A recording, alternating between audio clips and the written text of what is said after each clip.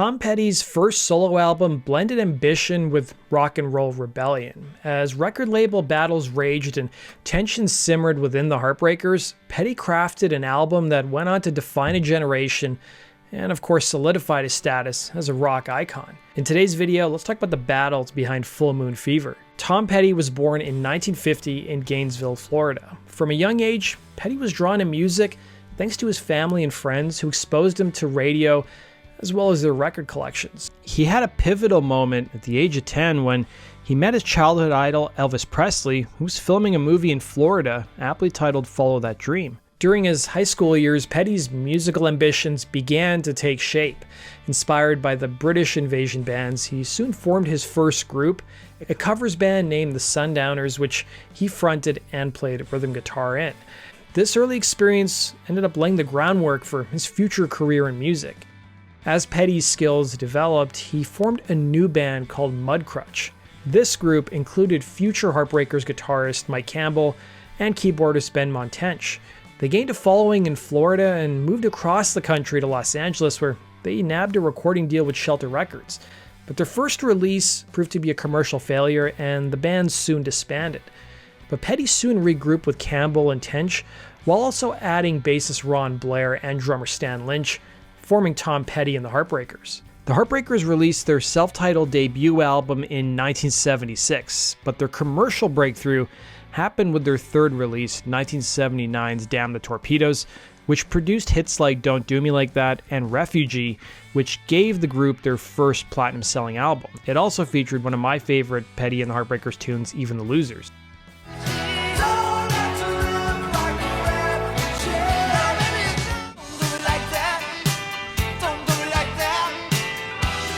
It was throughout the 80s the Heartbreakers became a force to be reckoned with, establishing themselves as one of the most exciting rock bands to come out of America.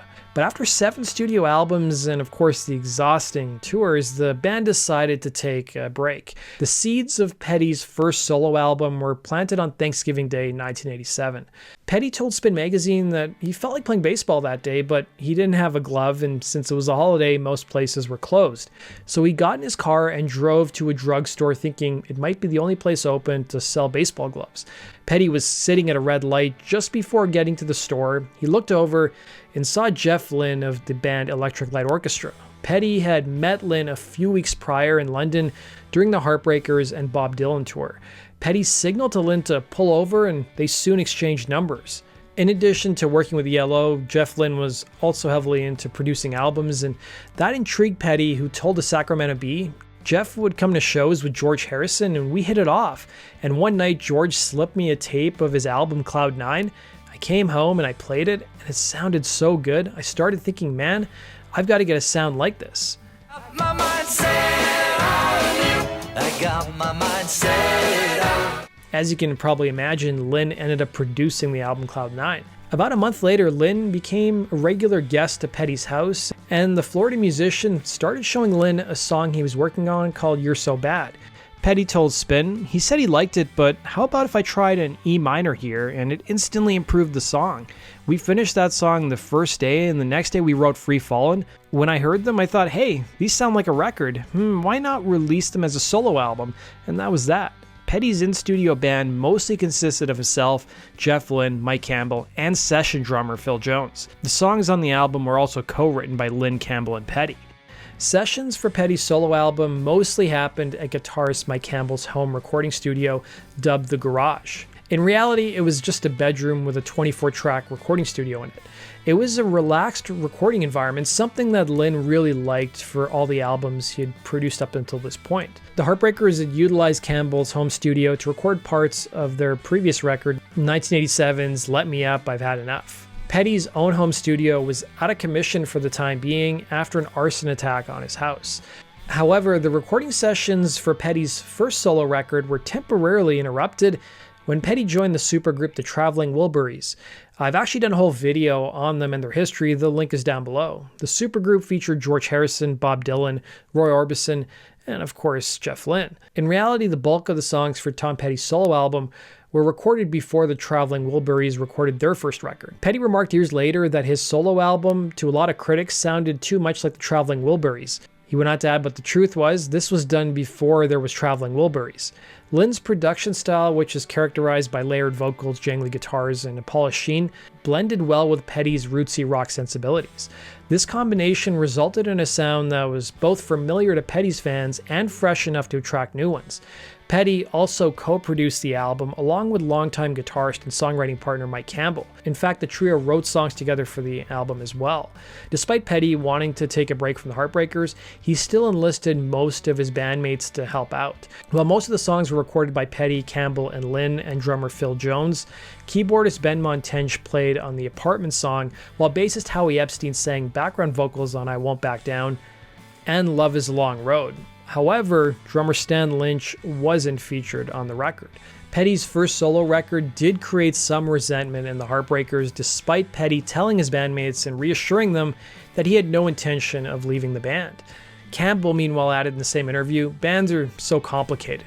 You ask a guy that question and they go, oh, I never had a problem with it, but deep down they were jealous." Tench spoke to Rolling Stone about that period and shed some light on how the Heartbreakers took the news, revealing, "I was pissed off and hurt.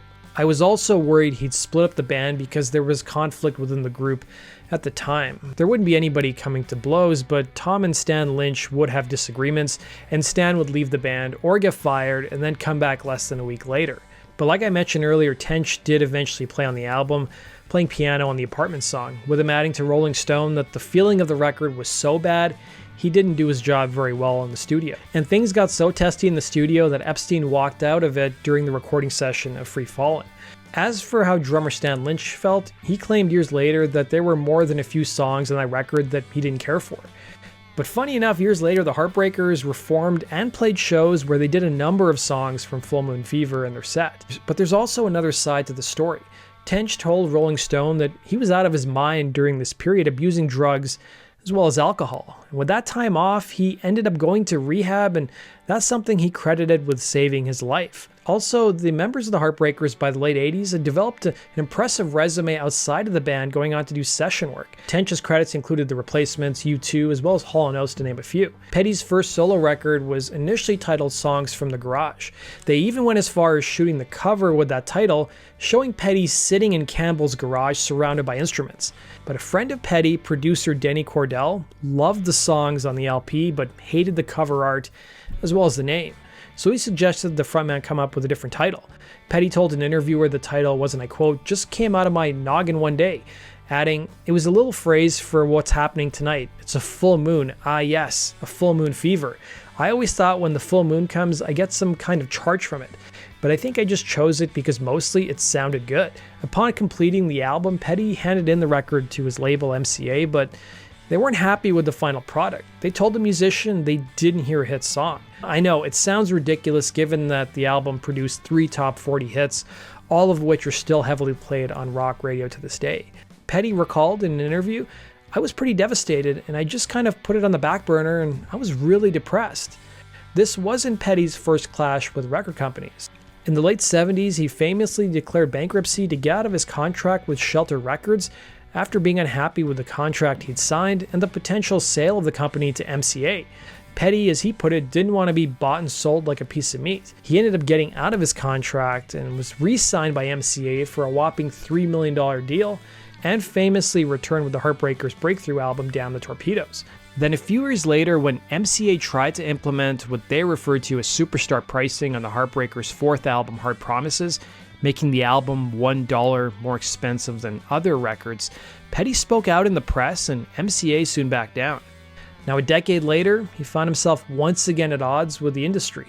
Petty did go back and make a few tweaks, including adding several tracks, including All Right For Now, and he included a cover of The Byrds' Feel a Whole Lot Better. 6 months had passed since Petty had received the disappointing news from the label. But MCA during this time underwent some personnel changes in both management and their A&R department, and a new regime at the company was far more receptive to Full Moon Fever. Petty recalled, "I brought exactly the same record in and they loved it. But this is how the record business is. A guy can leave or come and his viewpoint is completely different than the guy that was there. You're just at the mercy of these guys to some degree." Let's talk about the songs on the album. The lead single and one of Petty's most enduring songs of his career, I Won't Back Down, was co-written by Petty and Jeff Lynne. The song reached number 12 on the Hot 100 chart and topped the album Rock Tracks chart for 5 weeks.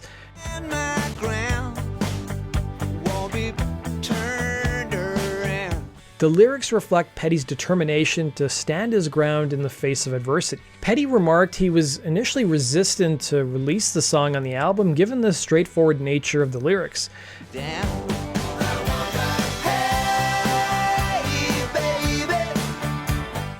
But in the years since, he stated in several interviews that that's the one song that seems to connect most with audiences.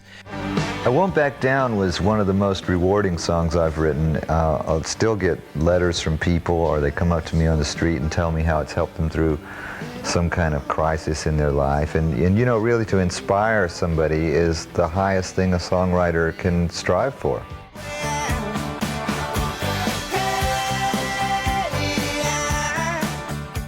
It's also been appropriated by politicians of all stripes over the years, with Petty sometimes having to send out cease and desist letters. Former Beatle and his Traveling Wilburys bandmate George Harrison played guitar and sang on the song. And during the recording of I Won't Back Down, Petty was suffering from a bad cold. So Harrison went to the store, he bought a ginger root, he boiled it, and then had Petty stick his head into it to open up his sinuses. After that, Petty ran into the studio and sang the song. The music video features 2 Beatles, Harrison of course, and drummer Ringo Starr. The song was in the news as recently as 2015 when Petty's publishing company contacted pop star Sam Smith, noticing similarities between I Won't Back Down and his hugely popular hit at the time, Stay With Me. Won't you stay with me, 'cause you're all I need.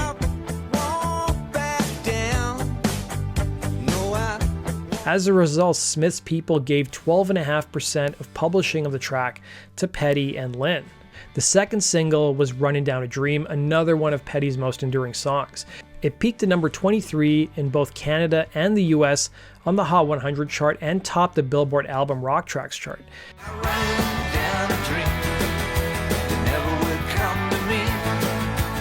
The music video, which was animated, was based on several episodes of the classic comic strip Little Nemo in Slumberland and further cemented Petty's reputation as creating groundbreaking videos for MTV.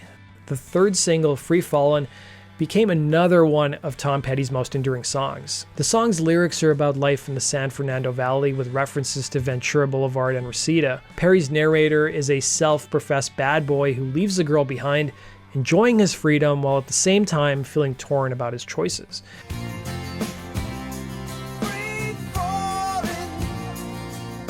Later that year, Petty famously performed the song with Guns N' Roses frontman Axl Rose at the MTV Video Music Awards.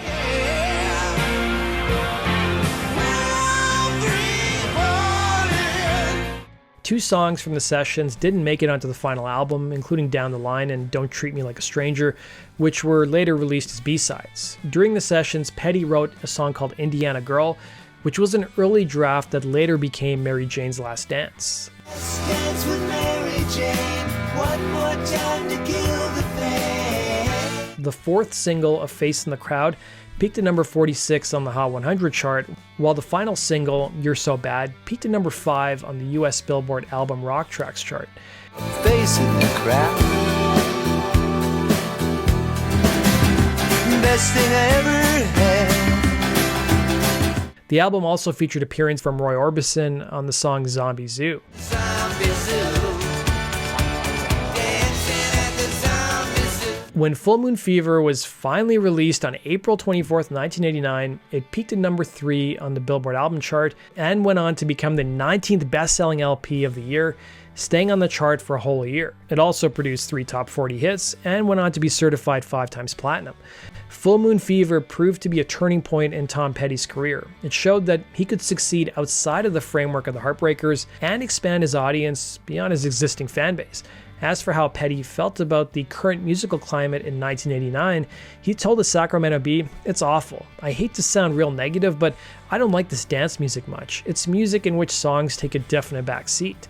Looking back, Petty told Billboard about the album in 2005, "I think Full Moon Fever was a really important record for me. It kind of reestablished me in a way."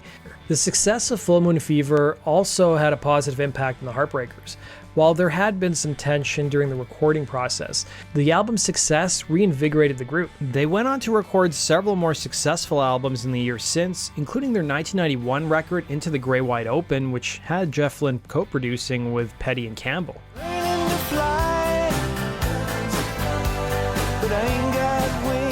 That does it for today's video, guys. Let me know your thoughts in the comments section below, and we'll see you again, Rock and Roll True Stories. Take care.